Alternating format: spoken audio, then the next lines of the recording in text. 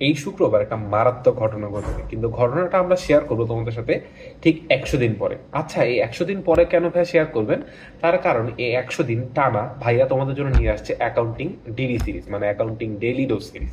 এই accounting DD series, যেটাকে আমরা ডেইলি ডোজ বলছি, এখানে আমরা আসলে কি শিখবো? এখানে আমরা অ্যাকাউন্টিং এর ফার্স্ট পেপার, সেকেন্ড পেপার, এই ফুল জিনিসটার একদম বেসিক থেকে শুরু করে যেই জিনিসগুলো আমাদের ম্যাথ করতে কাজে লাগে, অথবা কোনো ইম্পর্টেন্ট ট্রিক্স, অথবা কোনো ইম্পর্টেন্ট হ্যাক্স, অথবা যে কোনো ধরনের ইম্পর্টেন্ট পয়েন্ট যেগুলো আমাদের অ্যাকাউন্টিং করার জন্য প্রত্যেকটা পদক্ষেপে হেল্প করে, এই জিনিসগুলো আমরা শিখবো। সো আজকের ক্লাসে যেহেতু ঘটনা দিয়ে শুরু করলাম, তাহলে ঘটনা থেকে শুরু করা যাক। সো অ্যাকাউন্টিং এর স্টার্টিং পয়েন্টে কি জানো? অ্যাকাউন্টিং এর স্টার্টিং পয়েন্টে হচ্ছে কি ভাইয়া? ঘটনা। আচ্ছা, ঘটনা তো হয়ে গেল। সো ঘটনা মানে কি ভাইয়া? জীবনে যাই ঘটে তাই একটা ঘটনা। আমি ভিডিও করছি, এটা একটা ঘটনা। তুমি ভিডিও দেখছো, এটা একটা ঘটনা। আকাশে একটা প্লেন যাচ্ছে, এটা একটা ঘটনা। আচ্ছা, ঘটনার সাথে যখন টাকার সম্পর্ক আসে, মানে একটা ঘটনার মধ্যে কোনো ধরনের টাকার লেনদেন যুক্ত হয়, তখন সেটাকে আমরা কি বলি ভাইয়া?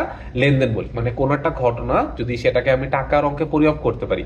ফর এক্সাম্পল, তুমি বিছানা থেকে পড়ে গেছো ভিডিও দেখতে দেখতে, এই সাথে টাকার কোনো সম্পর্ক নেই, বাট পড়ে যে ব্যথা পাইছো বা ডাক্তারের কাছে যাওয়া লাগতেছে, টাকার সম্পর্ক আছে। যখনই কিনা ঘটনার সাথে টাকার সম্পর্ক আসে, তখন সেটাকে আমরা কি বলি ভাইয়া? লেনদেন।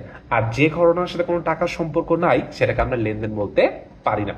আচ্ছা, এখন লেনদেন তো হয়ে গেল। এই লেনদেনটাকে আবার আমরা কিসে ট্রান্সফার করি? এই লেনদেনটাকে আমরা হিসাবে ভাগ করে ফেলি। এখন হিসাবের কথা যখন বলতে যাই, অ্যাকাউন্টিং এ হিসাবের আবার দুইটা ক্রাইটেরিয়া আছে, একটা সনাতন পদ্ধতি, একটা আধুনিক পদ্ধতি। সনাতন পদ্ধতিতে হিসাব হচ্ছে ভাইয়া 3 প্রকার: ব্যক্তিবাচক, সম্পত্তিবাচক, আর একটা হচ্ছে নামিক। কোনো ব্যক্তির নাম বুঝাইলে সেটা হচ্ছে ব্যক্তিবাচক, কোনো সম্পদের নাম বুঝলে সেটাকে আমরা কি বলি ভাই? সম্পত্তিবাচক। আর আয় ব্যয় জাতীয় কোনো জিনিস বুঝাইলে, এটা কিন্তু এমসিকিউর জন্য অনেক বেশি ইম্পর্টেন্ট, তোমাদের এইচএসসি লাইফে কখনো না কখনো এটা আসবেই, যে আয় ব্যয় জাতীয় কোনো কিছু বুঝাইলে সেটাকে আমরা কি হিসাব বলি ভাইয়া?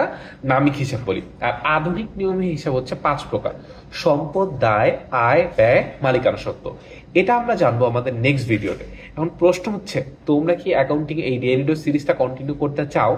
যদি চাও তাহলে কমেন্টে একটু লিখে দাও ভাইয়া ডে 2 চাই। যদি ডে 2 চাই, এটা যদি কমেন্টে লিখো, তাহলে আমরা এই সিরিজটা কন্টিনিউ করব। আর যদি বলো যে না ভাই আমাদের দরকার নেই, তাহলে তো কন্টিনিউ করবো না। দেখা যাক তোমরা চাও কি চাও না। তাহলে দেখা হচ্ছে নেক্সট ভিডিওতে।